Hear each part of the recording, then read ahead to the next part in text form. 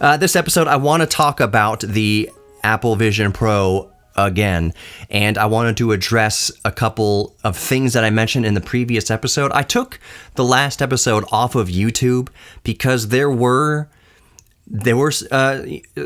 some trolling comments in there, but they had grains of truth to them. Things that I did say that, didn't I? Specifically when I was saying allegorically, but that doesn't really matter. I was saying allegorically that, quote, Apple does not spend money on research and developing of new technologies. So I'm rolling that back. I'm stepping that back a little bit. Even though it was allegory, it's not really what I meant to say. It was just kind of this implied metaphorical thing.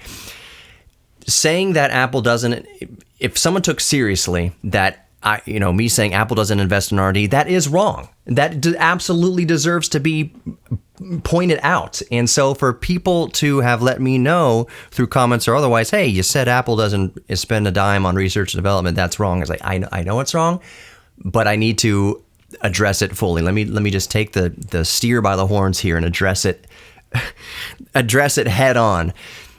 Apple absolutely 100% does spend a lot of money on research and development. They spend on the order of billions, and year over year, since 2007, since the iPhone and all that, you can see this graph. I mean, looking at this graph right now on Statista.com, year over year, they spend more and more money on research and development. Now, I stand by my observation, that Apple doesn't necessarily spend research and development, spend a lot of money on research and development of technology that already, research new technologies and brand new technologies. And by that, I mean, let's go back to the iPod, way back when, back to the iPod. There are people listening to the show right now, listening to Geek Therapy Radio right now, listening to the podcast or watching this on YouTube. If I upload it to YouPood, that'd be a website. If I upload this to YouPood, which is kind of the state of YouTube right now. If I upload this to YouPood, there's people alive and watching that may not remember that were probably born after the iPod came out. That's 100% true. There's people watching this, listening to this that were born after the iPod came out. So let me set the stage. Early 2000s iPod. MP3 players had already existed. Digital music players had already existed for a few years prior to the iPod coming out. I had the infamous, I'm dating myself here, if anybody remembers this, the Diamond Rio, and it had a 32 megabyte flash card that you put in there of memory so you can store almost an entire album of music, an entire CD's worth of music converted to MP3. And to store a whole album of music as an MP3 onto 32 megabytes, you couldn't even record it at or transcode it to 128 kilobits per second. You had to do like 112 kilobits per second or 96 kilobits per second to make it a whole album, a whole Tool album fit on 32 megabytes of memory.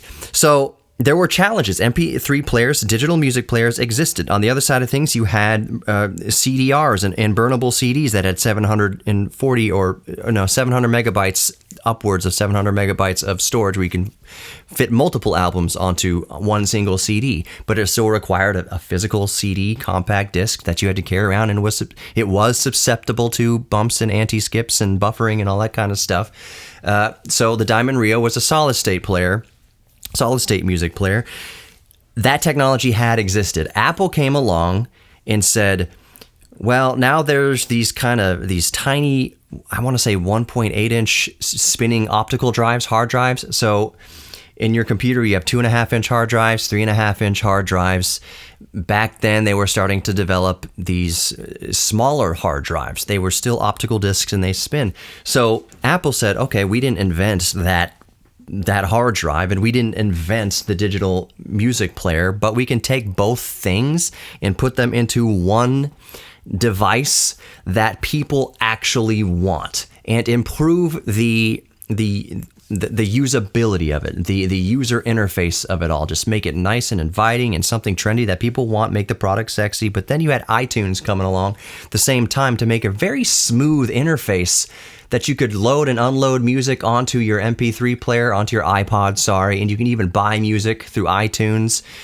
Spent 99 cents per track or $10 per album, whatever it was. They made this whole seamless universe around the digital music player. They did not invent the digital music player. They did not invent MP3s. They did not invent digital media players. They did not invent the small mini hard drives that went into them. They just combined all that technology and gave a user experience that was beneficial and easily approachable to everybody. I went down a rabbit hole recently, as some of us tend to do, especially us geeks do, computer geeks do, history geeks do, of watching and listening to a lot of Steve Jobs interviews and keynote speeches and whatnot. When Steve Jobs left Apple sometime in the 90s, he was outed from Apple. He went off to start his computer company called Next and Pixar and maybe a couple other things that he dabbled in. When Steve Jobs came back to Apple, Apple bought Next and all the technology that Steve Jobs was working on with Next. Pixar became its own. It needs no description. We all know what Pixar is. You've watched a movie in the last 20, 30 years. You've seen is it almost 30 years at this point? Dang, man. Toy Story was 1995, and 2025, that's going to be 30 years. But that was a Pixar joint. Pixar, Steve Jobs, Pixar, all that. He was busy when he wasn't at Apple. When Steve Jobs came back to Apple, that's when you saw that radical design shift in Apple products, the iMacs, the iPod we talked about a few years later, the iPhone, which the iPhone took a lot of existing quote-unquote smartphone technology, which is you had things like Blackberries and Sonys that could take pictures, that could play digital media files, that had rudimentary internet on it, that had rudimentary emails and things like that. Apple took all that existing technology and just packaged it into the iPhone, which was something that people actually wanted. It was part of the Apple ecosystem and blah, blah, blah. But one of the things, I'm running out on this segment. I'll have to continue this in the next segment. Steve Jobs, love him or hate him, says profound things that anybody in any industry can find very useful, even in just your personal life. And I'm going to tell you something that he said that transformed Apple when we come back. This all has to do with the Apple Vision Pro. More Geek Therapy Radio. Don't go anywhere. Welcome back to Geek Therapy Radio. You've got your mental curator, Johnny Hemberger. I've been talking about Apple and Steve Jobs and how it relates to the Apple Vision Pro, some corrections I want to make with my previous statements regarding the Apple Vision Pro and Apple itself, but I'll carry on where we left off. I'm not even going to do any plugs to my social media or email, anything like that right now. So when Steve Jobs came back to Apple, he had been outed from Apple. This is for anybody listening to the radio broadcast who may not have heard this yet, but Steve Jobs famously was outed from Apple, started companies like Next and Pixar, which Pixar needs no explanation, but Steve Jobs would later come back to Apple and sold the Next to Apple, brought Next along with it, basically. When Steve Jobs came back to Apple, this is where the story picks up from the last segment. When Steve Jobs came back to Apple, he brought back a wealth of fresh ideas, a lot of ideas that Steve Jobs himself would tell you met opposition. And one of the things Steve Jobs famously said was, we are going to make mistakes. He was responding to a troll at a keynote back in 2000, whatever. Some programmer, I don't mean to use the word egghead derogatively, but he was an Apple hater. He was a Steve Jobs hater, and he got up there and had some spicy comments for Steve Jobs having to do with JavaScript or God knows what about programming and how Apple's going to integrate this and that. Whatever. I'm not an expert programmer. I don't know the intimate details of JavaScript and C++ and all that. But that is what this guy was asking Jobs. And he started off the question to Steve Jobs, to Steve freaking Jobs, by saying, "It's clear you don't know what you're talking about. So can you expand in clear terms the role that Java or whatever has in the Apple ecosystem going forward?" Whatever. And Steve Jobs, to his credit, he didn't. You can see him kind of do a Steve Jobs thing where he's kind of holding his chin in his mouth a little bit, thinking about what the guy's saying, but he didn't respond with spice. He didn't respond in anger. He kind of, the way he responded, it really, it put this heckler, this kind of troll kind of in his place, made the troll look like a big time moron or just an a-hole. So anyway, Steve Jobs responds not with a bunch of emotion or with calling out the troll or getting angry like that. I'm sure he has from time to time, but he didn't engage this guy like that. He engaged the way I kind of engage my trolls for the last Vision Pro episode that I put out there, of like, you're being nasty, you're being spicy about it, but there is a grain of truth to what you're saying here. Anyways, Steve Jobs said that along the way when he came back to Apple, that a lot of decisions being made would lead to a lot of mistakes. A lot of mistakes would be made. And Steve Jobs famously said, mistakes are good because it means decisions are being made. If you're not making mistakes along the way, you really don't know where you're going down this path. Mistakes are a way of correcting your path, of keeping you back on the right track. A mistake makes you make a decision to alter your course to get back on track or where you think the track is. So in responding to that heckler, he made that awesome statement about mistakes are good because mistakes mean decisions are being made. One of the things that Steve Jobs goes on to say, and this ties up with the iPod, the iPhone, the Apple Vision Pro even. Steve Jobs went on in this interview to say that what he experienced in the tech field, in the tech industry, was basically engineers and programmers and whatnot creating a technology and then convincing the public, why they should use it, introducing the technology to the public and just seeing if they could use it, try to educate them about that, whatever. Steve Jobs came in, when he came back to Apple, he shifted that mentality. It was, let's listen to the people and let's be a company that fills in the technological gaps for the people. So the iPod filled in that technological gap, that consumer gap, where you had this intensely fractured and cumbersome and quite complicated universe of personal digital music players that you had to, anytime you bought a Diamond. So if I bought a Diamond Rio and then I was trying to explain to my dad how to use it, how to transfer MP3 files very slowly over the parallel printer port. This is before USB, or before my computer had USB. You had to transfer MP3s over the parallel port of your printer. It was crazy slow, but it wasn't intuitive. It wasn't an intuitive interface. So when Steve Jobs came back to Apple and said, let's fill in those technology gaps for the people. Let's not show the people what they need and try to teach them about this new tech. Let's just listen. Let's find these groaning areas in consumer electronics, and let's make technology for the people where they are, not try to drag them along to this new technology. Let's just make an iPod so that's easy to use, that is attractive to buy, that holds a ton of files, a ton of music, and in an approachable, easy to use way to meet the consumer where they are with technology. So then from there you have the different design language. It kind of went back to the 1984 and the Lisa and all that. We had the iMacs, those colorful iMacs. Remember? Those all-in-one CRT iMacs that were green and teal and orange and blue and silver and white and all those different colors. Computers had been, up until that point, these very gray, beige, lazy game room LGR style, like wood grain box things. No, I'm not throwing shade on Clint. I've had Clint on my show many, many times. I love Clint, love LGR. But that was the aesthetic. When Steve Jobs came back to Apple, he looked around the landscape of PCs and even Macs at the time, and like, why would anybody want this eyesore in their house? So, and then you got to teach them how to use Windows 3.1 and spread and all this different rigmarole. Like, you know what?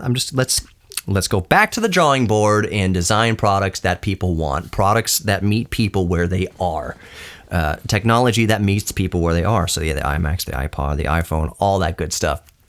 All of those devices, including the Apple Vision Pro, use technology that other people were already working on. Apple came and tried to perfect it, got it as close to perfection, arguably, as you could get it.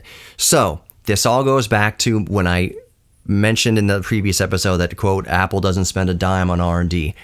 What I meant was they are not inventing like they're not inventing displays from scratch. They're not inventing music players from scratch, developing all the code and the compression codecs and all that kind of. They're not doing any of that stuff from scratch. But where they spend their R&D is they take those existing technologies and just take them to the moon with their usability, how streamlined they are to use, the desirability of the product. That's what Apple spends a lot of money on. Apple spends a lot of money on research and development year over year. I'm looking on Statista.com right now. In 2007, they spent $780 million on R&D. That's around the iPhone time, the iPod, and whatnot you have around there. And going from 2007 to 2023, what do you think they were working on? They were working on the Apple Vision. They were probably working on Vision Pro at least since 2020, probably even before that. By the way, part of Apple's genius, I'm going to admit right here, is that the Apple Vision Pro would not be possible if Apple did not change the technological game by going to their own Apple silicon. The M1 chip, M2, M3. If Apple did not make that transition in 2020 off of Intel and into their own in-house ARM-based silicon, the Vision Pro would not be possible. I said even back in 2020 when the MacBook Pro M1 came out, and I bought the MacBook Pro M1 and I used the MacBook Pro M1. Right now I've got the M1 MacBook Pro 16-inch, M1 Max or M1 Pro, whatever it is. Game changer. And I said back in 2020, I said, watch the industry. This is one of those moments in history where Apple does something that the rest of the industry tries to follow, which the not only tries to follow, but the rest of the industry will have no choice but to follow. So now you have a ramp up in Windows on ARM development. You have other manufacturers. You have Intel changing their entire chiplet design to be more efficient and use co-processors. And Intel's going to be going away from hyper-threading apparently soon. Like when Apple ditched Intel, it forced Intel to say, crap, we need to compete with the M1 chips. Now Apple has just took us a massive leap forward. You know, there's like this tick-tock of technology. Tick is a small one. A talk is a big jump. Tick is a small leap. A talk is a big jump. M1 chips just took the whole industry on a giant leap. We'll talk about that. More Geek Therapy Radio coming up. Don't go anywhere. Welcome back to Geek Therapy Radio. You've got your mental curator, Johnny Hemberger. We're talking Apple and the Vision Pro. So back when Apple went to the M1, again, I said this is a game changer in the industry. I don't know if a lot of people might not realize what kind of shakeup this is in the entire tech universe, that Apple not only ditched Intel, the ramifications of a major trillion-dollar company ditching another major company. I don't know if Intel is a trillion-dollar company. I don't know. I'm not looking at that right now, but Intel and Apple are big companies, and for them to part ways in and of itself was a massive 9.9 earthquake in the tech industry. But if Apple did not go to their own in-house M1 chips, M chips, at the time it was M1, now we're on M3 now, but without going to their own silicon, the M silicon, Apple Vision Pro would not have been possible. This goes back to when I did the last episode where I said Apple doesn't spend anything on R&D. That was allegorical. I didn't mean that they didn't spend nothing on R&D. They actually spend a whole lot on R&D. 2007, they spent $780 million. 2023, they spent $29.92 billion. Billion dollars on R&D. They were working on the Apple Vision Pro. They had probably been working on the Apple Vision Pro since, I would imagine, 2020. VR, virtual reality, and augmented reality has been a technology that has existed in the consumer space for at least 10 years now, as we know it. So VR has been a thing since arguably probably the late 70s, 80s, as soon as they started strapping stereoscopic screens in people's eyes. And I remember going to Dave & Buster's in the 90s and playing very rudimentary virtual reality games with robots and tanks and things like that. So VR as a tech has been around for decades.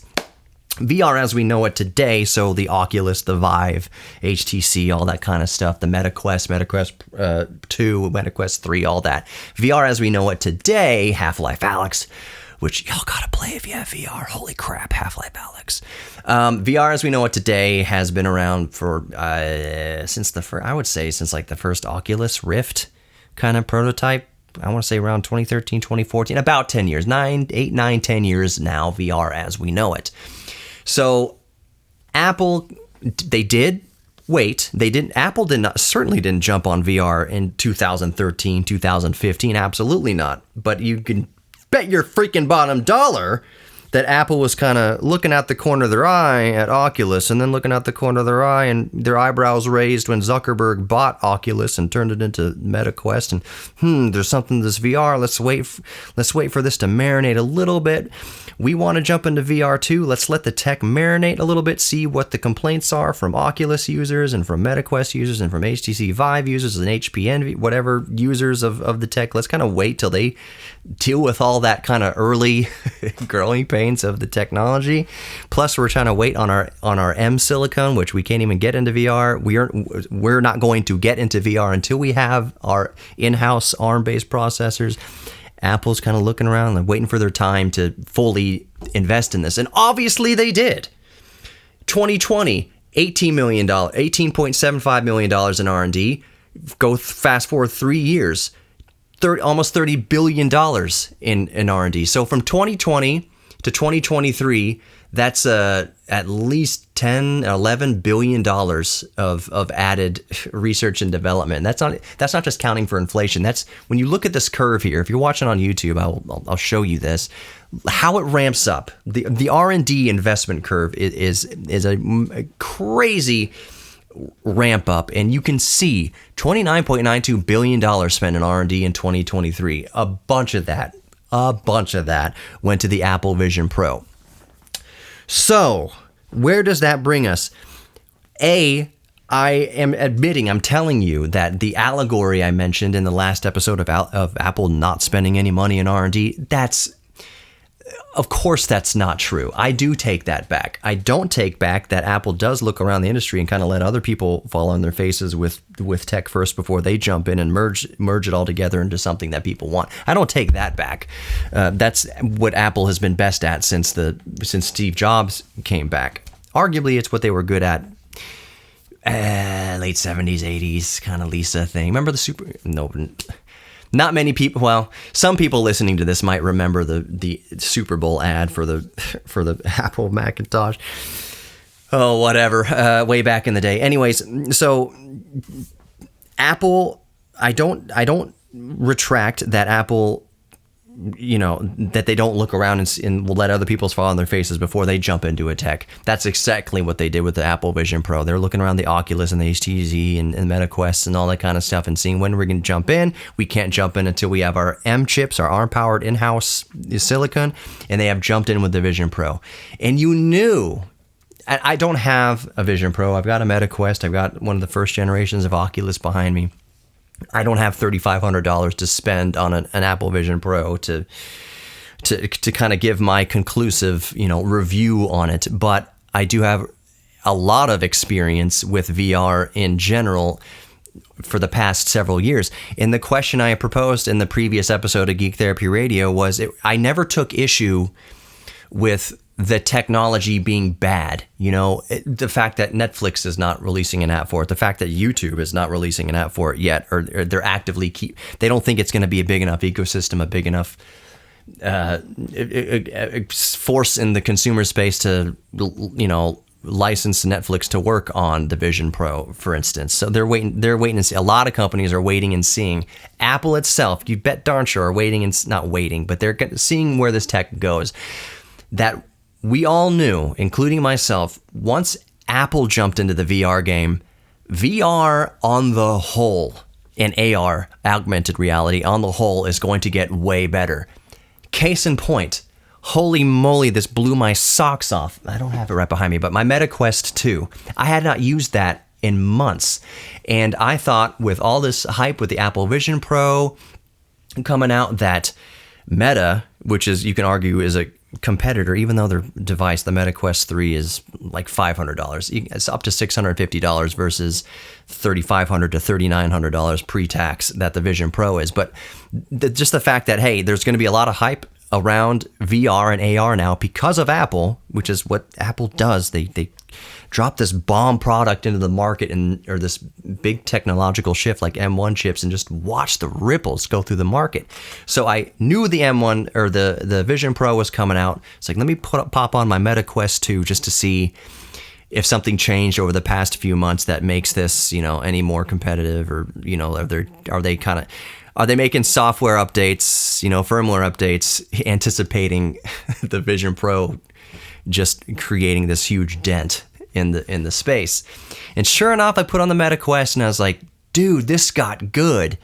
This got good since the last time I opened it up. In the Meta Quest, you can actually now grab hold of windows and like move them around in your space and drop them and lock them into the virtual air around you, just like the Vision Pro does with different desktops and different applications. You can do that now with the Meta Quest. It's really cool to be sitting on your couch and have a screen in front of you and then like reach out with your hand tracking. The hand tracking on the Meta Quest has gotten so good.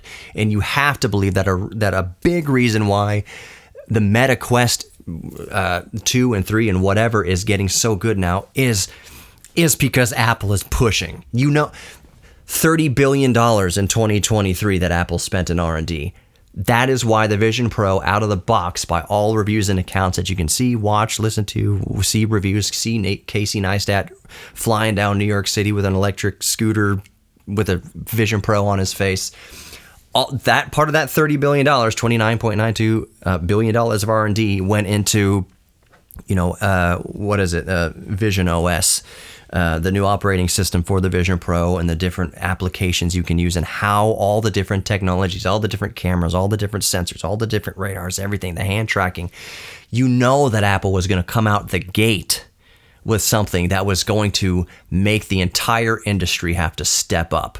That made Mark Zuckerberg say, crap, we need to step up too, because Apple Vision Pro is about to stimulate this market. And it has. As I'm recording, it is still early February, but the market for VR is about to heat up quite a bit because of the Vision Pro. You're going to have people. Here's the scenario I imagine, a very basic scenario. Somebody very interested in the Apple Vision Pro. They see that it costs $3,500 to start. And then they look at the thing right below it on Amazon or on the internet, whatever. Oh, the Meta Quest 3 is $500. $500 versus $3,500. A lot of people are now going to be interested in VR and AR because of the $3,500 Apple Vision Pro. They are going to instead buy the $500 Meta Quest. I think the best thing to happen to the Meta Quest, the best thing to happen to Zuckerberg is that Cook and Apple have come out with a Vision Pro. You're going to see an uptick in sales of VR across the whole because of the interest generated by the Vision Pro. And since people can't afford the Vision Pro, what are they going to buy? The next top competitor? Competitor might be a strong word, but they're going to be buying the Meta Quests now. I know I'm interested in the Meta Quest 3 because of how good the Meta Quest 2 got, because undoubtedly the pressure put on Meta and Zuckerberg by Apple and the Vision Pro. It's kind of like the best part about new graphics cards coming out is that the old ones get cheap and accessible. More Geek Therapy Radio, don't go anywhere. Welcome back to the last segment of Geek Therapy Radio. You've got your mental curator, Johnny Hamburger, just continuing the conversation about the Apple Vision Pro. I'll put all my plugs and stuff at the end of the podcast, maybe. We'll see. If you listen to the podcast, go to the description of the podcast. You find all sorts of linkity-doo-dahs and things like that, all sorts of goodies down there. If you're watching on YouTube, same thing. Go to the description. You'll find some cool stuff there, some links to things. Apple Vision Pro, where I left it on the last segment before I put it right up to the bump music, right up to the post, was that one of the awesome side effects of the Vision Pro coming out is that existing VR companies, namely Meta Quest, is going to up the game. They're going to up the game because not only is Apple pushing the game forward by that much with the Apple Vision Pro, but just to even compete with the Apple Vision, because they know that people aren't going to, There's going to be people interested in a $3,500 product, the Apple Vision Pro, can't spend $3,500 to get into VR, AR like that. They're going to go look at the next best thing, the next cheapest thing, which is arguably the Meta Quest 2, the Meta Quest 3, and $500 to $650 or $300, $200, whatever for the previous generation is a lot easier to swallow to get into VR and AR than a $3,500 Apple Vision Pro. But the things that Apple is doing with the Apple Vision Pro, as far as the user experience and the UI and the software and everything that goes into it, is forcing the hand of the folks at Meta developing for the Meta Quest. I put on my Meta Quest 2 a few days ago after not using it for months. This is something I mentioned in the previous segment. I didn't use the Meta Quest 2 in months. I knew the Apple Vision Pro was coming out. I said, let me pop on the Meta Quest 2 to see what Zuckerberg has done to make this thing compete with the experience that undoubtedly people are going to be blown away by in the Vision Pro. And sure enough, the firmware updates, software updates, whatever that has been doing over the past couple months, the Meta Quest got real good. The Meta Quest experience has gotten so good that I have less trepidation, suggesting other people get it. So like when people ask me, I want to get into VR, AR, what should I get? Now I'm just like, get the Meta Quest 2 or get the Meta Quest 3, even better. Has more of the pass-through and everything that the Vision Pro has and all that. Even the Meta Quest 2 has pass-through. It's all black and white and grainy and garbage looking, but it's still really cool to see your surroundings, even in black and white around you, and see this beautiful display floating in front of your face to watch or do whatever you're going to do in the Meta Quest 2. It's really cool. Meta Quest got really, really good because of the Vision Pro coming to market. The Meta Quest got good before the Vision Pro was even released. Like, that's what I'm saying, is this Apple making an announcement that they are getting into the VR AR game is just making everybody ante up, making everybody call their bets or raise their bets, whatever. Like, this is a poker game. Apple's looking around, Zuckerberg's sitting at the table, Intel's sitting at the table, other manufacturers are sitting at the table. Apple just kind of pushed all their freaking chips to the middle and laid the cards down, and everybody else is like, I call it. And they're pushing their chips in. Some people are just folding, saying, "Oh crap! Once Apple's gotten to the AR VR game, then there's no way let's just shut our doors, fellas." So that's kind of what's happening now. All of that to say, and I just spent the last 33 minutes. I'm looking at my clock here, talking about the Apple Vision Pro and Apple, kind of a brief kind of history and ethos at Apple.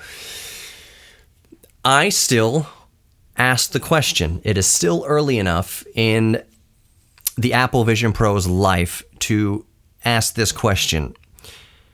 Will the Apple Vision Pro somehow beat the laws of physics enough to make people actually want to stay inside of the Apple Vision Pro for longer than they would want to stay inside of the much physically lighter Meta Quest 3, Meta Quest 2, and other headsets out there? Can Apple have gotten around physics, even with the external battery that has to dangle on a dongle behind you or in your pocket or whatever? Have they figured out how to, in the eye strain and sweaty foreheads? Everybody who's used VR and augmented reality headsets know exactly what I'm talking about. And I still have that same question. I still am waiting to see bated breath for like the 6-month reviews.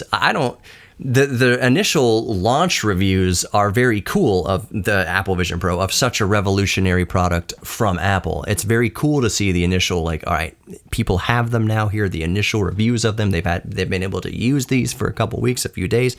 The real question are going to be those 6-month follow-up reviews. Is the Apple Vision Pro, would I still use this every day? Do I still use this every day?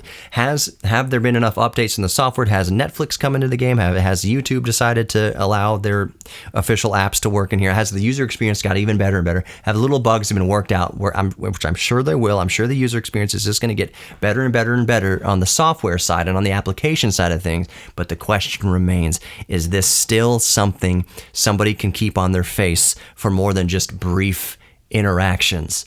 That's what VR has always been, and it's even worse for people like me who wear these big, thick glasses, any glasses at all, is that you can only use VR kind of in bursts.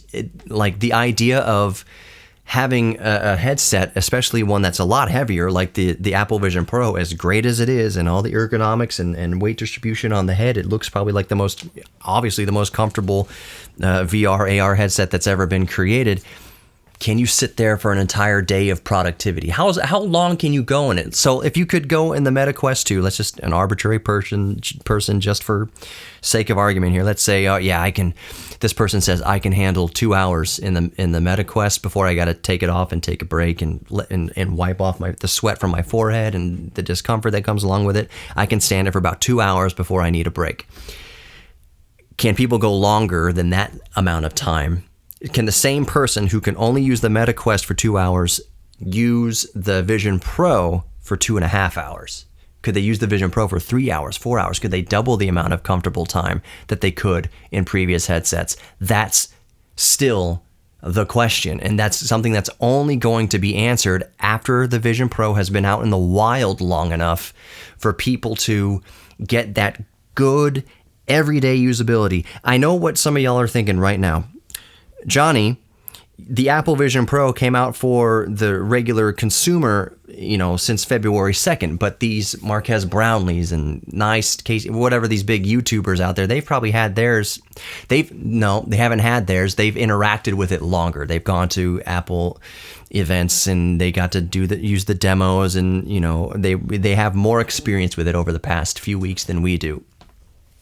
So surely that's enough time to get a good feel for what this would be like to use prolonged. And I would argue, there's a grain of truth to that. But again, you're not going to know how a product fits into your life every day until you've used it for, I'm going to say, months. The computer that I'm recording the show onto and editing the show from is the Gigabyte Aorus 17H. Got a Core i7 processor in there with an RTX 4080 laptop GPU, which is really a desktop 470, but whatever. I've been using this for a while, and you'll remember if you've listened to my show, for the past few months, that I got the Aorus back in like March or whatever, and I had my doubts about it. This thing was expensive. It was over $2,000, and I was in those initial weeks, in those initial even few months, I was like, what? Did I make a mistake? The user experience here is 90% fantastic, but there's 10% of it that's like almost a deal breaker. And they fixed a lot of it. They fixed a lot of it after several months. So if I was going to make a snap decision based on a product, based on my laptop here for our first couple weeks, we've had this for a couple weeks. You can come to a good conclusion about it after a couple weeks. I don't really think so. You need to spend a lot more time. You need to live. You can have a roommate for a couple weeks and be like, oh, this guy, I can deal with this. Ask about a roommate 6 months down the line. That's the question we're really asking here about the Vision Pro. What's it going to be like months down the line? Can people use this for longer than they could use the Meta Quest, for instance? So anyways, that's the show. Geek Therapy Radio podcast. You can find anywhere you listen to podcasts, or search for Geek Therapy Radio anywhere, Facebook, YouTube, Instagram, TikTok, all that good stuff. You are worthy of love. If you don't listen to anything else in the show, you're worthy of love. You're worthy of giving love. You're worthy of receiving love. And you're worthy of your self-respect. Thank you so much for geeking out with this. I can't even talk. Thank you so much for geeking out with me. Talk to you later.